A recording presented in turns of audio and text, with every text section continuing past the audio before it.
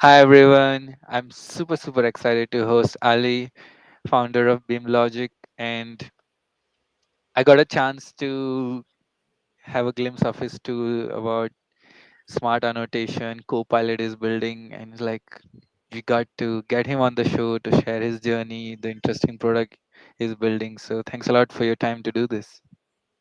Hi, Mayor, and hi, everybody. Yeah, thanks for having me on the show. I see. So Ali, um, right after your college till founding this product, what are some interesting events that happened in your life? Some two or three highlights of your career till date. Of course. So, straight away out of college, I started working in the construction industry. I started on the tools as the drafter and the designer, and then moved on to engineering, and then been manager for the last 10 years in a company called Climatech, which is one of the tier one mechanical contractors in Australia.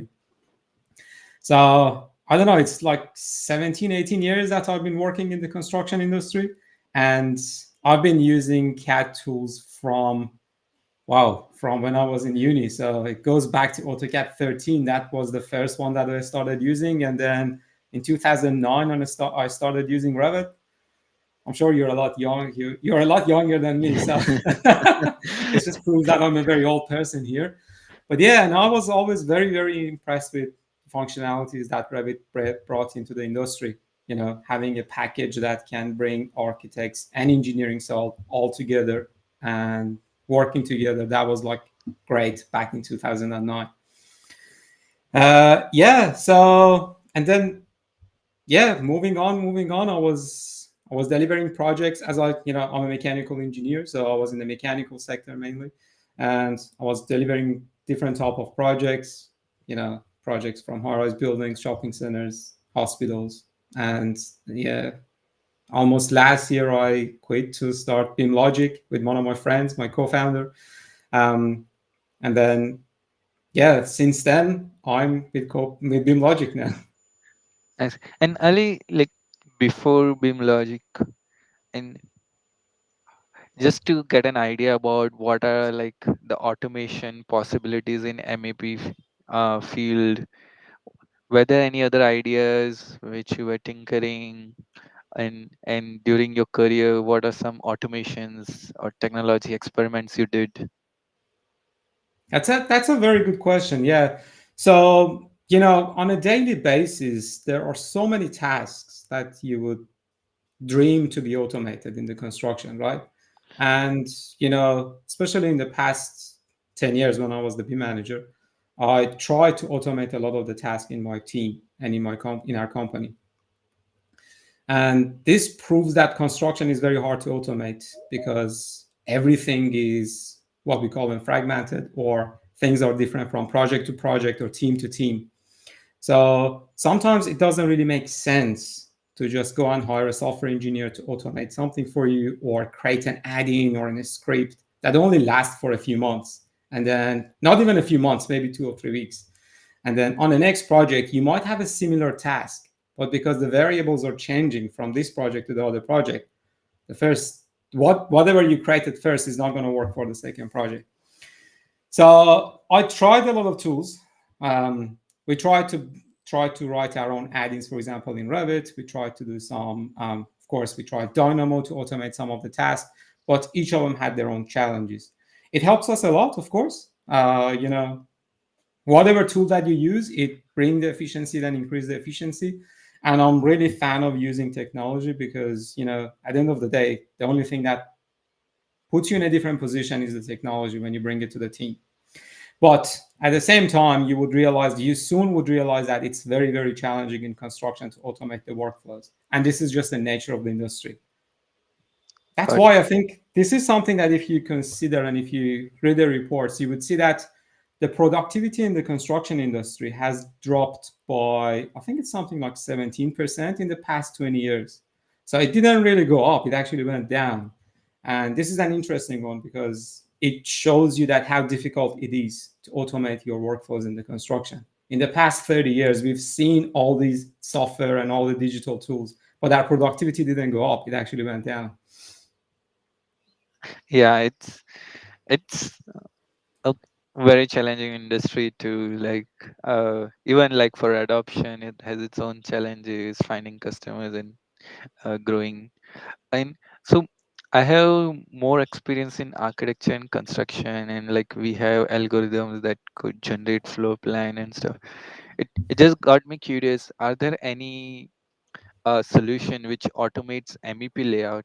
And if not, why it's very challenging? I can presume there are like clash detection and a lot of things to consider while doing those automations. So, You're 100% right. I've seen some projects that they try to do generative design on the engineering side, especially on the MEP. I'm not sure if I've seen anything that's been successful to generate the layout.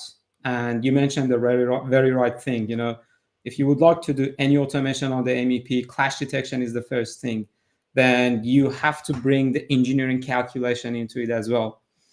And then, of course, there's the regularity checks that's probably similar with architecture. And there is always the requirement from the clients or from the stakeholders. And of course, and at the same time, you have to deal with the suppliers. You have to think about the equipment that you pick. What is the design? What's the most beneficial design? So I think it's very very cool. If you as I said, I haven't seen anything like the generative design in engineering. If you have, please let me know. I would like to know, and I would like to test it. amazing. And Ali, can you share like the how did you come up with BIMLOGiQ idea? What were the initial days, time to prototype? Sure. So it goes back, I think, to 2000, probably 15 or 6. No, sorry, maybe 2017. And I was delivering a hospital project um, in Australia. And, you know, any typical of any project, you have very tight deadlines, you have deliverables that has to go out. And, you're not surprised that all the deliverables go out on Friday afternoon, where you want to go to the pub. So, and I had this friend of mine, Amir, who's got PhD in AI, and he was leading machine learning in CSRO back then, team in CSRO. And we used to catch up and talk about work and stuff. And me being a construction guy, would always range about work. So I was explaining how the project was delivering and what we have to do. And I still remember that Amir was super, super surprised at how everything is so manual still in the construction industry. So we started talking about ideas that, things that can AI help, especially, that the issue that I said, because things are different from project to project, it makes a very good problem for AI to solve because AI can provide adaptable solution. So we started discussing about some of the problems that we have in the industry. And then one of the biggest problem and challenges that I think we still have in the industry is our documentation, or even a simple task of auto tagging. We still don't have a robust solution for that problem because any auto tagging tool or anything that you try, it would need AI intelligence to place the tag in a way that doesn't overlap or provide the result that close to human outcome. And we realized that, okay, that's a good area to start investing. And then we started the R&D in the beginning, and then we started developing our own algorithms. We productized our first AI model. We called it a smart annotation, went to the market, and then how things started. That's amazing. And were there any companies who tried to solve this problem in the past, and what could have been possible reason it didn't work out? I think a lot of people have tried and are still trying, and I'm sure there are some good projects out there as well, and there are some good tools out there as well in terms of trying to resolve. Of course, if you do tagging, if you spend 2 hours of tagging, the first thing that comes to your mind is that how the hell I should automate this process. Right? Yeah. When you're doing tagging, the only thing that you can change in your life is the music that you're listening. Nothing else can be changed. So yeah, I've seen people try to solve that, but to be honest, and we didn't expect that. It turned out to be one of the most challenging problems to solve because there are so many variables that you have to solve. Even finding very simple task of finding the overlaps between the tags and the objects. it would become a very, very complex problem to solve. And then finding them, putting them in the location that is closer to the object that you want, align the tags, make sure if you put the leader lines doesn't cross. There are so many corner cases that you have to resolve to be able to provide a result that users are happy with. Even right now, if you're asking me about a smart annotation, I would say on the mechanical and plumbing side, we probably can provide a result that is 70% close to human outcome. But our results are not perfect for structural yet or for architectural yet. This is something that we are still continuing working on it. Nice. So yeah, that simple answer is I think it's a very, very challenging problem to solve. So we probably did, before even starting launching the product or before going to the product phase, we probably spent more than a year just R&D and finding the algorithms that can resolve some problems like that. We tried a lot of optimization engines. A lot of them didn't really help us, and we ended up developing our own algorithms. So I'm not sure people are happy to go to the nth degree to develop their own algorithms to solve problems. That could be a problem that people don't want to spend or invest that much time or resources on these problems, but we did.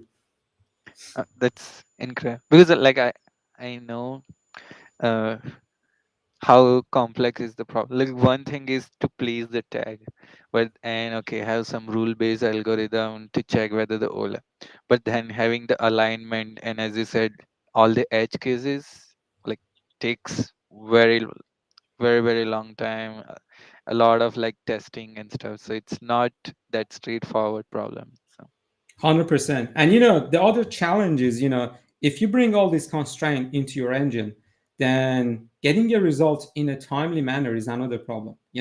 I remember the first time that we run our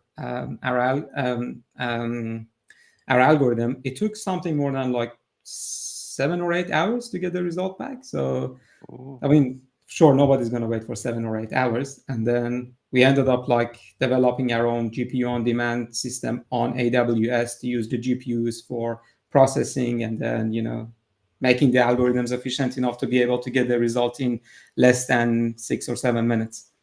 damn, that's super impressive. Any stories of finding early customers, adopters, and learnings? So our first customer came in from Autodesk App Store. We put the app on Autodesk App Store, and then the first client came in from there. What they call it in the startup world, they just call it like product-led sale. So Mm. of course, it's not very, very massive. When you put something on Autodesk App Store, doesn't mean that okay, people are just going to go and start downloading it and say, yeah, wow, you got the adoption. Now it takes time for the adoption, I think, especially if your technology is the way that's changing the workflows of people. It takes a bit longer. For example, for tagging, you know, even me when I was doing the tagging, I would place the tag, then I check the tag is correct, then move it into the location that I want, then go to the next piece, next to the next piece. Using a smart annotation, you click a button, all the tags will just go on your view. So that's changing the mentality as well with the people who are using the tool. So it takes time for any technology to adopt, but once it's adopted, once you're used to the tool, you see that, okay, you're not going to go back to the original or to the old school way. God. So through the place, and so I'm guessing you're focusing globally, or you're focusing on like a particular geography. No, so we were global from day one. Our first client were in Europe, and yeah, most of our clients are in the US, Europe, and of course Australia and New Zealand. I see. And do you think like geography variance has some implication on the way they tag, or is it like firm wide it changes, or geography wide it changes how they style and annotate? I think it sure does. Geography does matter. So if you're selling a product that is very expensive, so it's a bit harder when you go to the geographies that is people consider the price to be too high. So even I think Autodesk would have different pricing scheme for different regions. So yeah, geography does matter, and selling techniques I think would be different as well. the best, I try to sell. So I would love sales to be like in person, see the person, shake hand, have a coffee together. But like these days, even people in Sydney, they don't want to just meet up in person. They prefer to just jump on Teams because Oh, everybody's too busy. nice. So yeah, geography makes a difference. Nice. Any conference or events you recommend uh going to find like people who might be interested in adopting such technology? We went to Autodesk University last year. It was a very great experience. I would definitely recommend Autodesk University. You got probably the best audience that, if you're, of course, for us, Mm. that we are in BIM and in Revit. And if you got a product that is similar to Autodesk, or like our product is a add-in sitting on Autodesk products. So that's the perfect location for us to go. We had very good experience with Autodesk University. I think BIM conferences is always good. This year we're going to go to, for the first time, we're going to be in Europe, BIM World Munich and BIM World France. So maybe, I don't know, in 6 months' time, I will share my experience on BIM World as well. I'm sure they would Nice, be man. great too. Nice. So you went all the way from Australia to America for a Yeah. it's a long journey. Well, I can't complain. He was in Vegas last year. So I see. Yeah, that's a fun experience for sure. Uh, Ali, I think it might be a great time to do some product walkthrough of how it works. sure, of course. So I can just go ahead and share my screen, and I will just, let me try sharing in the screen here.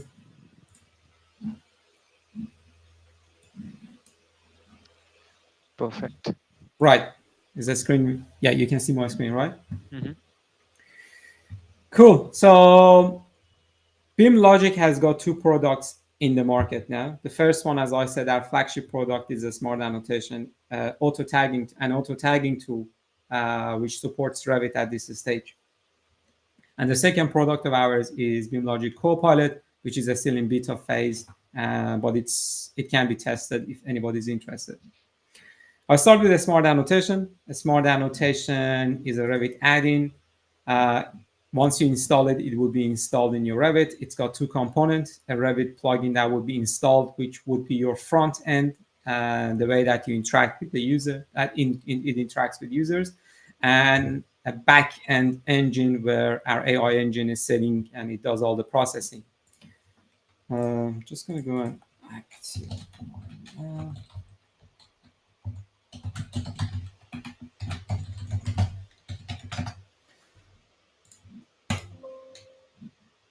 Right. So this is our sample project, a sample project that is very good project to explain. It's a typical mechanical shop drawings. And as you can see, there are too many tags on this view.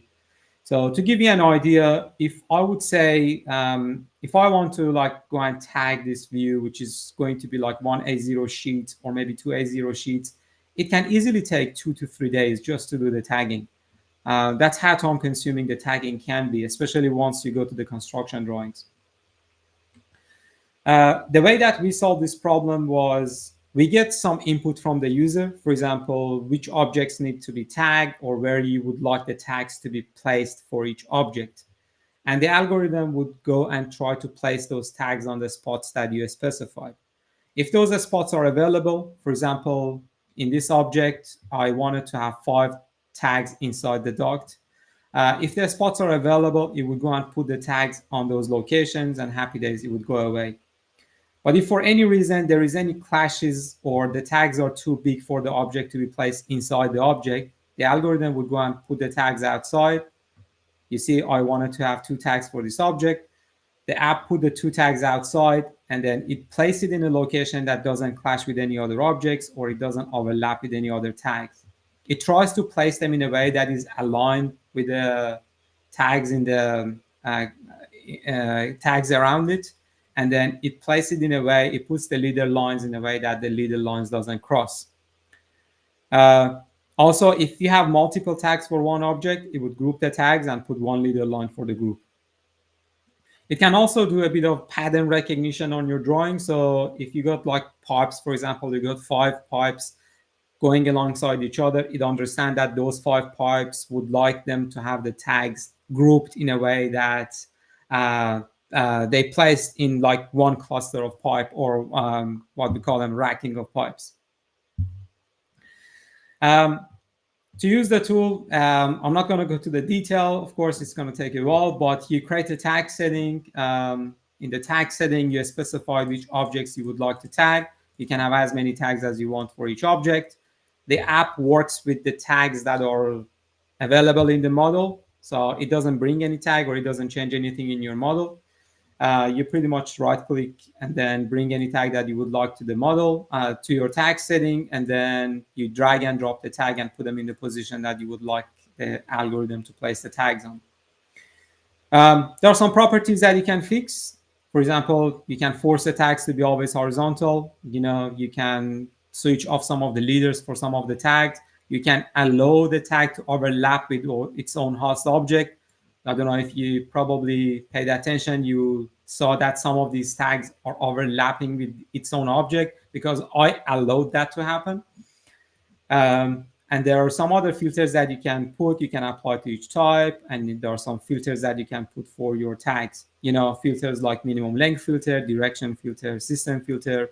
We even read the Revit filters into that tag setting. So if you create any filter for your tagging purposes, you can bring it into the tag settings and then filter out something based on them.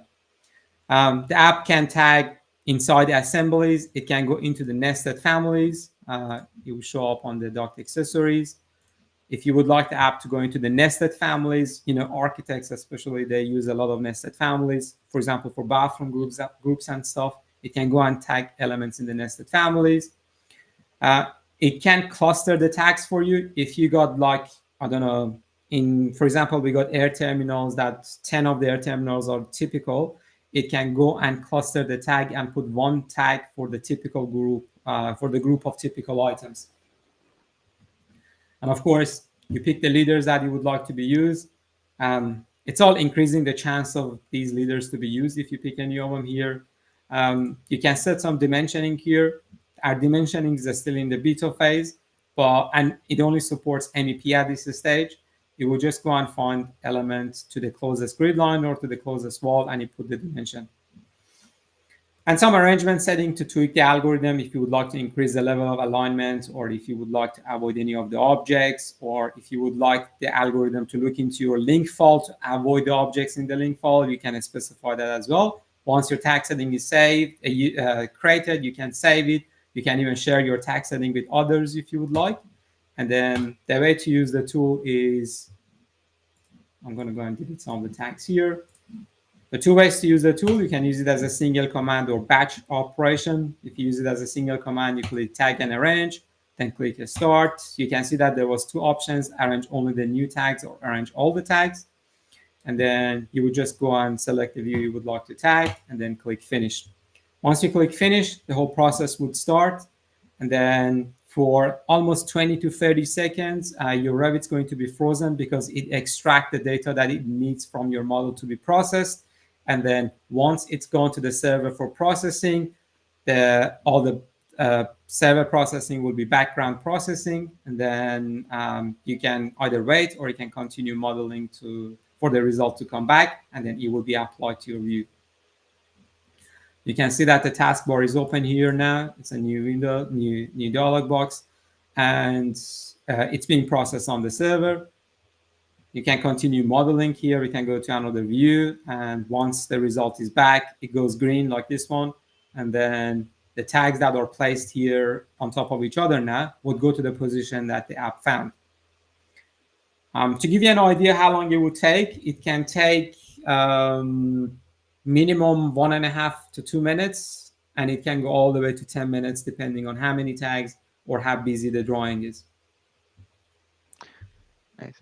And like I'm just imagining like it would have been a great software engineering challenge on, okay, how do you optimize sending the information, extracting the information? It takes a lot of memory. Yeah. I mean, I'll give you one of them that was very interesting for me, and it took us a while. For if you would like to do any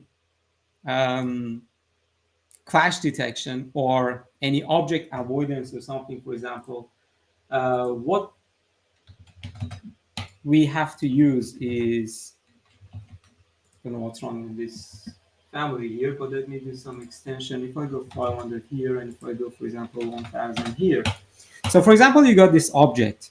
To find the overlaps or do any clash detection in Revit, there is a concept called bounding box. I'm sure you're familiar with it. Mhm. And if you use the bounding box of the objects to find the overlaps or find the clashes between the tags on the other objects, you have to work with the boxes that are similar to this box. So if I draw the bounding box here on this view, I hope it doesn't crash on Revit. So you can see this green box is the bounding box that Revit gives us. Mm. And if you use that box to find the overlaps between the objects and the tags, you would straight away, you can see the results back. You can straight away see that it's not going to be accurate because, Yes.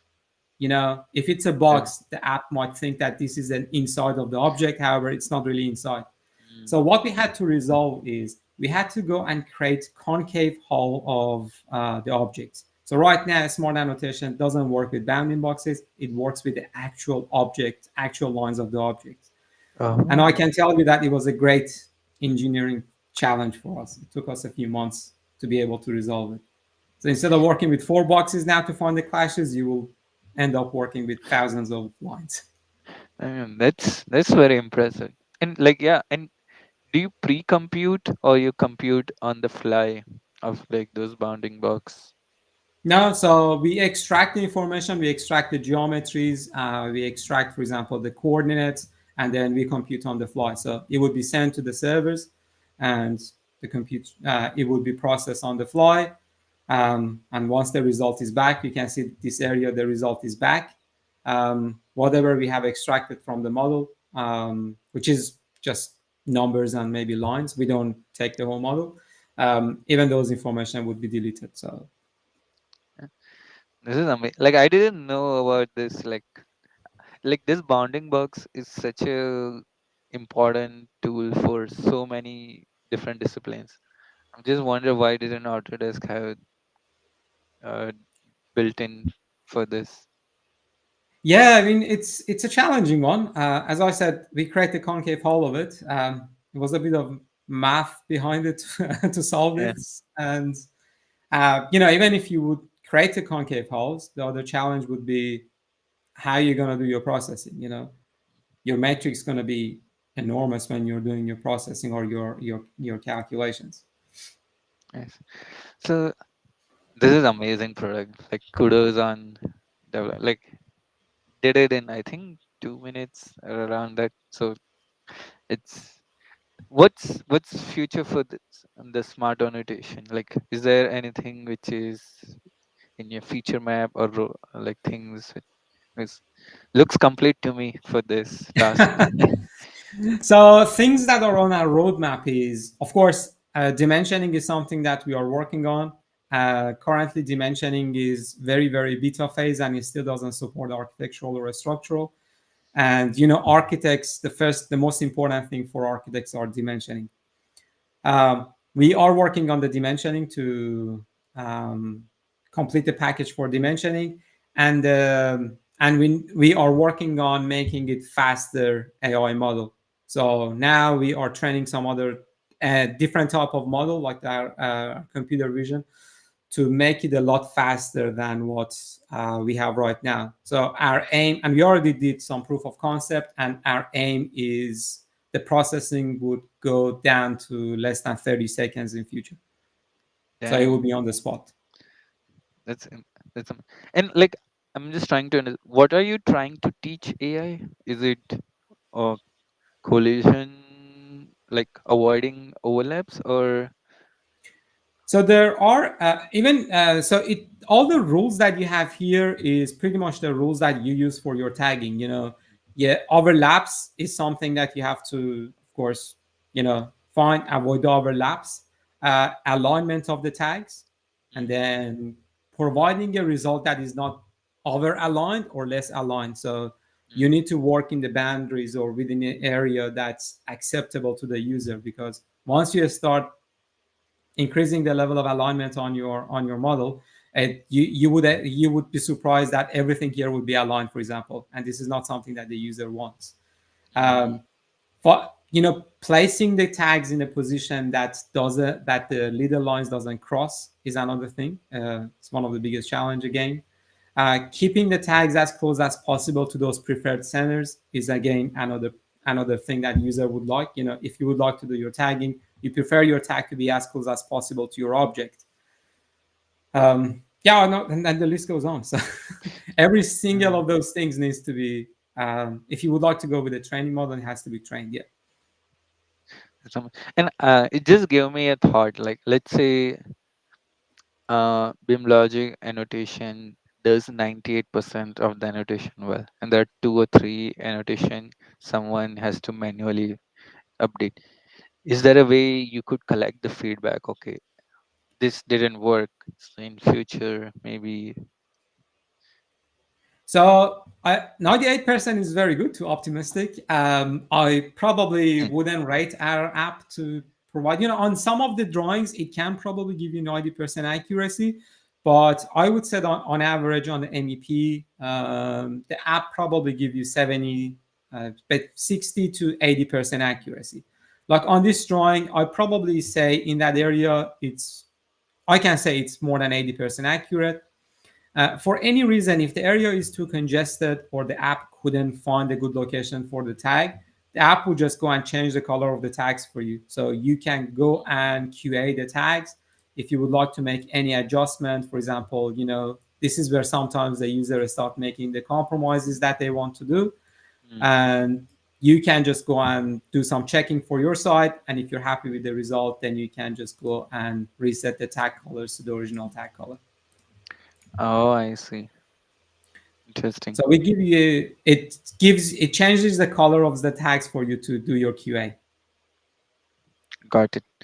Yeah, that's because this could be also an interesting data point for AI to collect that, okay, this were the exceptions. So in future, when it's proposing a solution, handle this kind of edge cases or something. That's a very good point. That's correct. Yes. So the amount of tags that it couldn't be placed, it can be used for further training. However, it cannot be very reliable because there is a chance that users put too many tags in the tag setting. So Mm, in that case, it doesn't mean that it can be used for training. yeah, and it could have its own biasness. Some users like this way of presenting the tag, and other people Yeah. like different way. So for Interesting. training, we're generating our own data sets in-house to make sure that we got clean data for training, and then we control the data that we would like to be used for training. Amazing. I'm super impressed by the product you built. And I saw some beta glimpse of a co-pilot, and it's a topic Correct. dear to my heart. So can't Sure. wait to see. So yeah. So Copilot is our second product. And what you see on the screen is, again, it only supports Revit at this stage. And it works like a chatbot sitting in your Revit environment. So our Copilot is a code generation Copilot, and pretty much for any task that you put in, a C# code will be generated behind the scene, and it will be executed in your Revit environment on the fly. And if it can do the job, happy days, then it would go and execute the job. If it couldn't, if it got any error, it tries to fix the errors. And then if it needs more, for example, if it needs more information, it would ask for more information until it gets to the point that the result is done.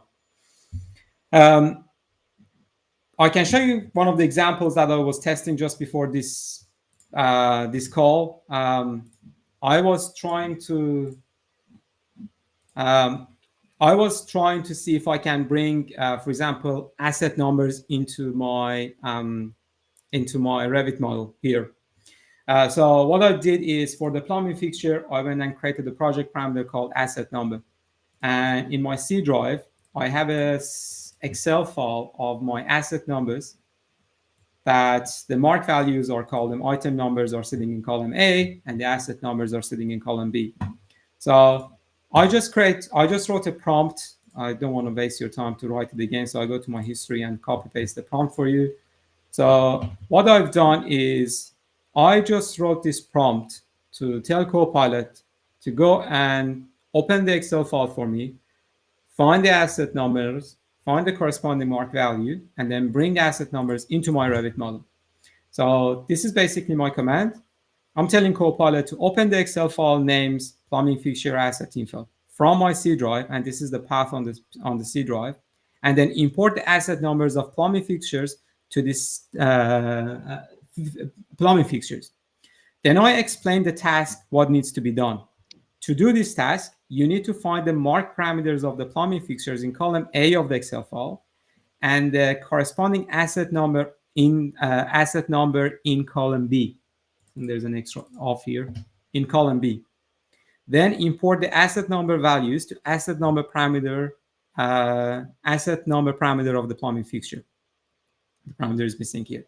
So that's basically, the plain language. You explain what needs to be done. The more information you give to the Copilot, the better result you can expect. We also implement, what we realized is when you just use plain text to give your commands, sometimes Copilot can get confused in finding the parameters or families. In Revit how complicated or how many parameters or different names we have. So what we created this mentioning feature, so users can go and search for the parameters in Revit model. So it avoids any misspelling or any other mistakes that they could potentially make. For example, this asset number can be found in the parameters. It tells you that this is the asset number. It's a project parameter. Now, once you select it, there won't be any spelling mistake or anything else. Even the mark values, for example, here, I can just go and search for the mark values to make sure that I'm using the right parameter. So this is the mark parameter, and it's a built-in parameter. Now, if I just go and run this command, you can see the process would start, and it tries to run this command, and it tries to run the C# code, and it tells you the steps that it's taking. For example, the first step is it's analyzing your request, and it tells you that how the Copilot has interpreted your task. So, your task could be a bit abstract. So, it's a good proof check to see what it understood from your task. I could be very bad in English, so I can put a task in here that doesn't really make sense. It's a good thing for me to check if the Copilot actually understood what I wanted to do. It also, on the next step, it tells you the assumptions that it's making. So sometimes it's possible that Copilot makes some stupid assumptions. It might assume that, okay, this parameter is something else. So again, it's a very good thing to check the assumptions that it's making. And if you found that Copilot has made the wrong assumptions or the task is not interpreted correctly, you can always go back to Copilot to fix it. It takes a few seconds for the command to be generated, the C# code to be executed. So we give it a few more seconds for the code to be running in the background. And then you would see that once the result is done, you see that these are the assumptions that it's making. So it's one of the assumption is the Excel file exists in the directory and stuff like that. Seems like that's been done. So some of them are in a group. So I will just ungroup those things, and I select this plumbing fixture. I can see the asset number is imported into Revit model. Let's go and see if the task is done correctly. So that plumbing fixture was mark value of 150. So mark value of 150 is, you see they're not even in order, so maybe I have to search 150 here. Yeah, so 150 Q304. So it's now done. It gives you a report like how many asset numbers are updated, 149. Fixtures that were not found in Excel were 0. So it gives you a bit of report for your confidence. And now the cool thing is, if you're happy with this command and your result is something that you like and you're happy with, you can tell Copilot to save this command for you.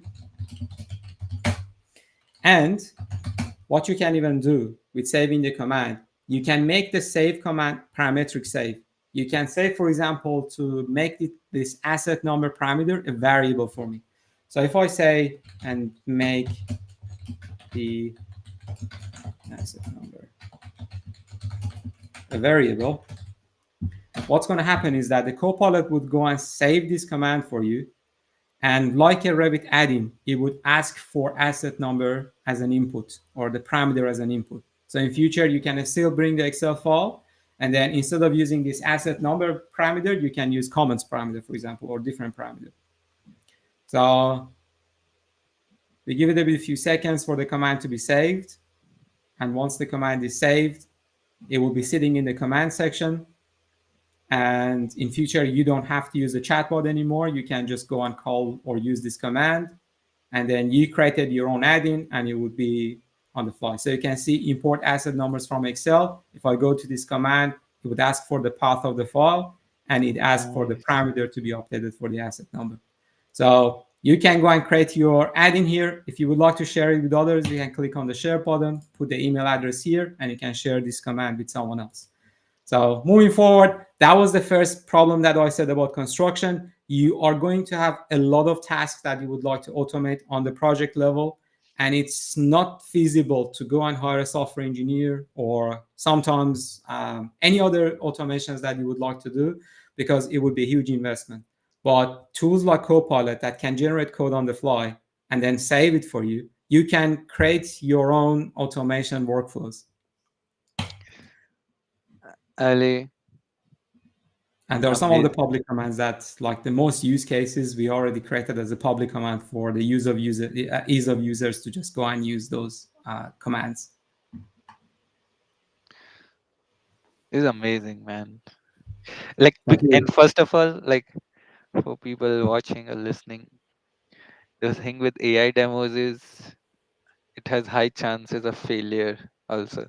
So it worked, and like reliable, like, and like I have some experience building Copilot, and I can tell like generating a prototype is way easier than generating a production ready, because you have to know where the agent fails and what are the edge cases, how are you ensuring reliability in place and stuff. And I also want to appreciate like if the extra step you took of saving the commands, like open it parameter, because if you run that copilot once and it's gonna repeat, you don't need LLM to go through and make API calls. You can just run that script directly. So it also saves time and cost. So That's correct. That's 100% right. So, and you're 100% right when you mentioned that creating a prototype is easier. You're very very right. You can go to ChatGPT and ask for a C# code for Revit add-in.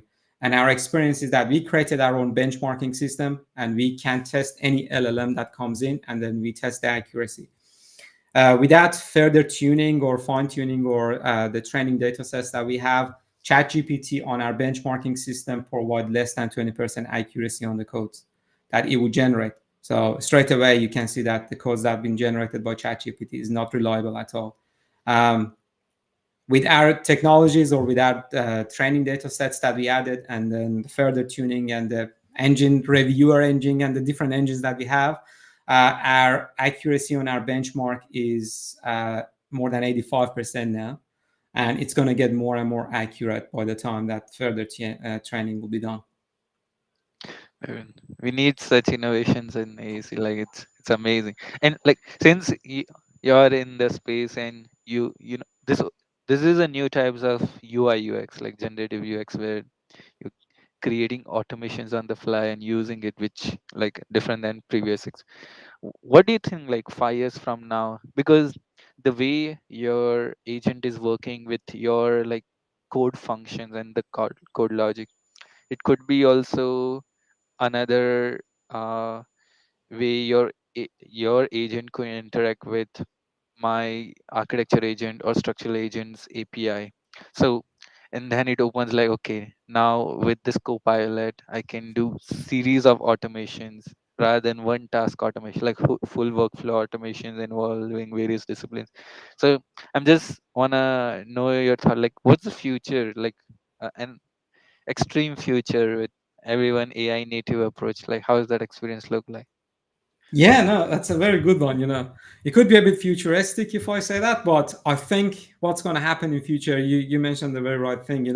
You're going to have an agent that's going to talk to another agent, and then they might automate a workflow from A to Z. And then instead of being co-pilot, they can be main pilots. And you just give the inputs to AI agents, and then you will be surprised with their outcome. You can do some generative design in the initial phase of the design phase, and then it can go to Copilot for design developments here. And then once the design development's done, it can go to the documentation engine agent. And then you, as I don't know, we as human, we will just go and QA the work that the agent's done.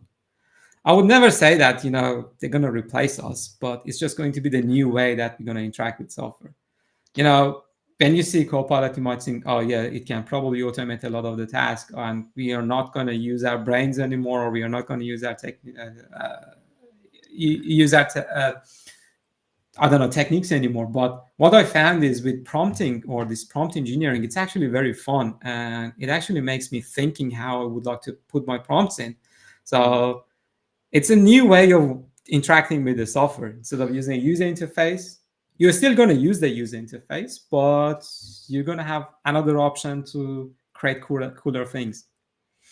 Yeah, and that makes me think like, so what are the IPs in this? So there is like, let's say, network of agents economy, and there's a IP on, let's say, if I want to do smart annotation, like that agent or that business logic is specific to you guys. So that is one IP layer. And like the point I was trying to make is, there's also another IP in the way you prompt and chain different tasks. Let's say one can create an MEP automation, but either they can use your agent or there are other agents. But then as a designer, like making that choice would also be an important decision. Okay, for this task, this typology, what is the right agent to solve that task? You can't just have a Mm. generic agent making, okay. I'm just thinking out Yeah, loud. no, that's a valid point. Yeah, um, maybe there would be some smart contracts between the agents and then through the API calls. Yeah, I think we need to solve the first problem to get them work first, and then. yeah, yeah, yeah. But that's a very good concern. Yeah. Yeah, because like, I think it's just like, okay, thinking out in the wild world 5 years from now. But it's, I think like API fication and now agent is the trend. Like earlier, businesses were exposing APIs. I think now an agent can pick and choose the right API to solve that task. Is is the trend. Yeah. And like, what's next for this? So there are a lot of things on the roadmap for Copilot. One of the things that's continuously going to be improved is our code generation engine. So it's on a daily basis, it's improving the quality of the codes that it's been generating. On the roadmap, there are on the command section, we are implementing the company level access. So if you would like to, for example, share the commands within the company, or you're going to have different users with different access levels, this is something that we are working on. Um, Create a sequence of the commands instead of one command only. So you would be able to create a bundle of the tasks that you would like to be done. And then the other thing that we have started the R&D is using our vision models for Copilot. So this is a new thing. It's still very in the R&D phase. So we are trying to use LLMs to analyze the image, and if we can do that, it can be a game changer because it can automate a lot of things that's not really possible just to use coding for automation. Construction industry is very visual, so you cannot expect a pure C# code to be able to just go and automate a lot of the tasks. You need to have visibility on the drawings or on the model. Nice. And Ali, are there any tasks which the co-pilot can't do? And I'm coming from the reference, like, Like for example, if I want to add a furniture or add a pipe, that's a relatively easier task for Copilot, that create a function, add pipe and do. But if I want, okay, find all the pipes which are less than 5 meter diameter and on the second floor, move by edge, so it requires a complex filtering and the right context of the model also to be passed in the uh, function calling for agent. Like, so what are some tasks that is more difficult for Copilot to do? So what you mentioned, for example, in terms of finding the pipes that are less than, I don't know, a certain length on which level, that's super easy for Copilot to do. I've done that before. Uh, it gets a bit complicated for Copilot once you would start placing the families in a location that is geometrical. So that becomes, as I said, that's where you need some sort of visibility on your model. And once you don't have that visibility, if you only wants to work with the coordinates, the prompt needs to be super, super accurate. And it doesn't really make sense, because if you would like to place something in the middle of this room, it might be easier to just click one button and place that in the middle, right? Um, you can get Copilot to just go and place a family on every single of in the middle of every single room, for example. But if you say, okay, put this furniture 100 mil to the right or top down, or avoid the clashes or things like that, this is where it becomes a bit more complicated for Copilot to do. And of course, there's always a limitation on the API from Revit. For example, we just realized that there is no API to create view references. So you cannot get Oh, Copilot to put the view references for you here, because there's no API there. that's actually, you read my mind. I was about to ask, like, the changes in 3D, the limitation factor then is the amount of API Revit exposes. Like, there might be few things you want to modify, but if it's not in the API, you can't go to that extreme automation. 100% right. Yeah. So there is always a limitation on the APIs. And as I said, things that are very, very visual would be a bit complicated for Copilot to do. Yes. Makes me wonder. I'm just like, because you're doing amazing thing, it made me like tinker more ideas. There could be an opportunity of like open source, like AI native engine, BIM 3D. Like, because then the task is just, I'm gonna bring bunch of people who do automations on BIM. I'm gonna open my whole kernel and engine to do extreme automation. That's gonna be the value prop. Like, Yep. Yeah, that's true. Yeah. right?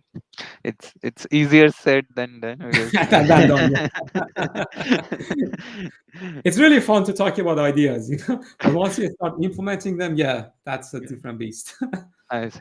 All right. I think now we can go back to the final part of the interview.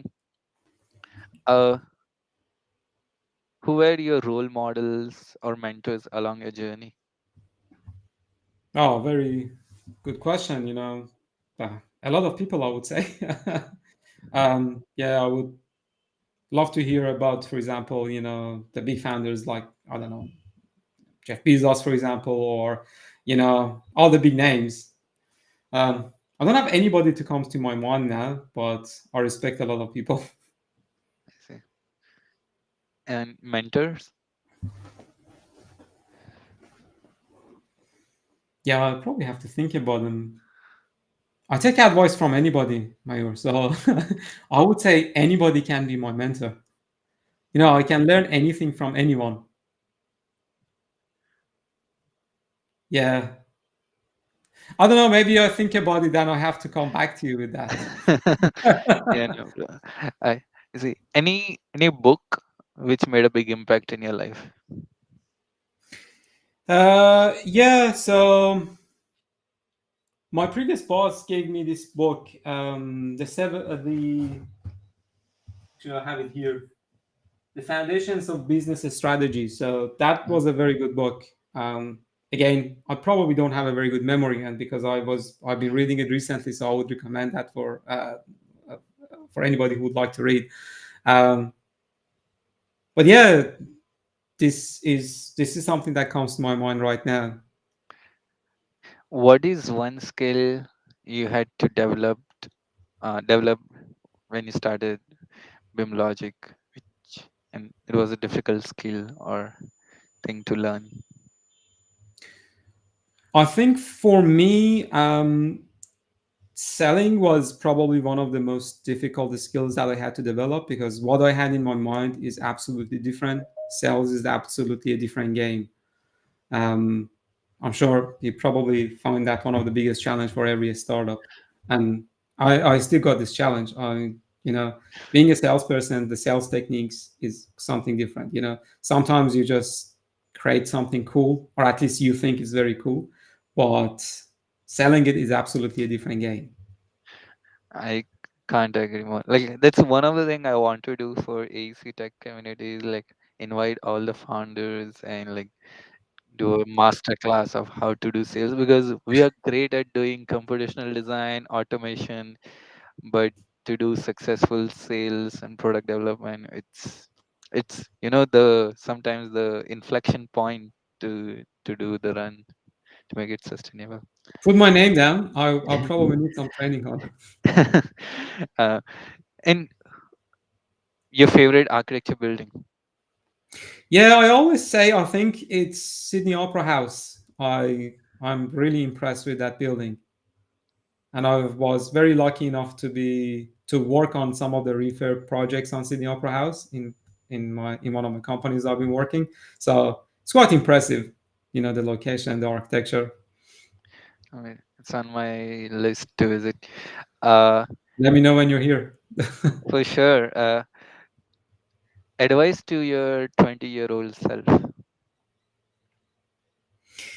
Yeah, I'm really bad in advice. Is I probably shouldn't advise anybody, even myself, because You're if very I give an humble. advice now, in 10 years' time, my mind is changing. Yeah, I would say if I want to give an advice to myself, I would probably start my own journey sooner. So that would be the advice. That's like I read books and many founders and entrepreneurs always have this kind of regret. I wish I would have started sooner. So it's a Yeah, common pattern. Yeah. it's Uh, never, it's never, it's never the right time. yeah, yeah. Three words your friend would describe you. Oh, I think they would say, I don't know, adrenaline junkie, hopefully fun, and yeah, I think friendly. Yeah, I don't know. This is something that I would like to say. I think people say about me, so I'm not sure if that's true though. You should ask this question from my friend. Let's make me honest. Yeah. Uh, Ali, if you were to teach a course in uni, what would you teach? Something that I was always love to teach. I don't have the knowledge or I don't have the expertise, but I would like anything about psychology, sociology, or even philosophy. So if I had a chance, in my next life and I didn't have to work full time, and I would probably stick to those kind of areas. Amazing. Is there anything which we didn't cover in this interview and you'd like to end on that note? No, no, I think that was very good and really appreciate your time. Thanks for that. That was really good. No, I had a great time. You just got me like think about the amazing possibilities and the tools you're building. It's very impressive. So I Thanks wish for all that. Really luck. appreciate it. Yeah. What's the best way if people who might be interested to test out or reach out? What's the best medium? So if you would like to test any of the tools, you can jump on our website, download them on a smart annotation. There's a 14-day free trial. And for BIMLOGiQ Copilot, it's going to be free for the next couple of months, as this is still in the beta phase. And if you would like to reach out, you can always reach out on LinkedIn. That's probably the best channel to reach out these days. And then, yeah, I would love to connect with the people in the industry. Amazing.